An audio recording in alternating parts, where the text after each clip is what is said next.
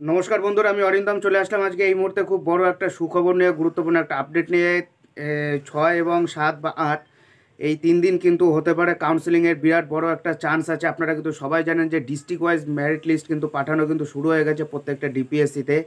আজকে এটা নিয়ে ভিডিওটাতে আলোচনা করব এবং আলোচনা করব যে কবে থেকে নিয়োগ শুরু হতে পারে, অর্থাৎ কবে থেকে অ্যাপয়েন্টমেন্ট লেটার সবার সবার বাড়িতে আসতে পারে এবং কবে থেকে স্কুলে যেতে পারেন।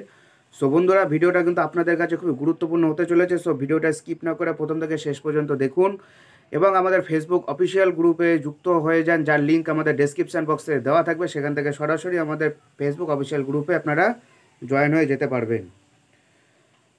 প্রাথমিক নিয়োগ প্রক্রিয়া শুরু করলো পর্ষদ। সূত্রে খবর, ইতিমধ্যে প্রত্যেক জেলা প্রাথমিক শিক্ষা সংসদকে নিয়োগপত্র দেওয়ার নির্দেশ পাঠানো হয়েছে। সেই নির্দেশ পাঠানো হয়েছে প্রাথমিক শিক্ষা সংসদ পর্ষদের তরফ থেকেই। সঙ্গে এও জানানো হয়েছে ৯,৫৩৩ জনকে জেলাভিত্তিক নিয়োগপত্র দেবে জেলা প্রাথমিক শিক্ষা সংসদ বা ডিপিএসসি।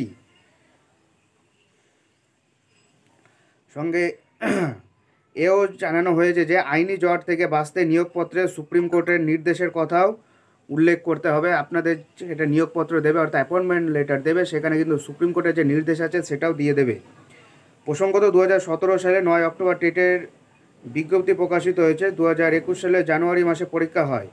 2022 সালে 10ই জানুয়ারি ফল প্রকাশ করা হয় এবং 11,700 শূন্য পদের জন্য বিজ্ঞপ্তি প্রকাশ করা হয়।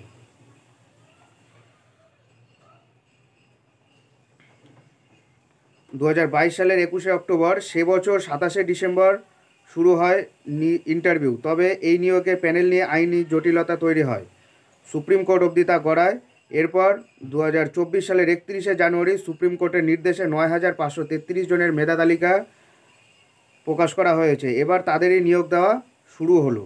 এদিকে গত সপ্তাহে পর্ষদ সভাপতি গৌতম পাল মহাশয় বলেছিলেন 1 সপ্তাহের মধ্যে ইতিমধ্যে নিয়োগ করা হবে। এর মধ্যে 4 দিনের মাথাতেই, অর্থাৎ গত পরশু দিন 3রা ফেব্রুয়ারি এই নির্দেশ চলে যায় ডিপিএসসির কাছে, যেগুলো ডিপিএসসি নিয়োগপত্র ইস্যু করার নির্দেশ দিতে বলা হয়েছে পর্ষদের তরফে। অর্থাৎ আপনাদের কিন্তু আপনারা মেল চেক করবেন, মেল বা এসএমএস আপনারা চেক করবেন। আপনাদের কিন্তু খুব তাড়াতাড়ি কিন্তু পর্ষদে এই আপনাদের ডিপিএসসিতে ডকুমেন্টস ভেরিফিকেশনের জন্য আপনাদের ডাকবে এবং কাউন্সিলিংয়ের জন্য আপনাদের কিন্তু ডাকা কিন্তু হবে।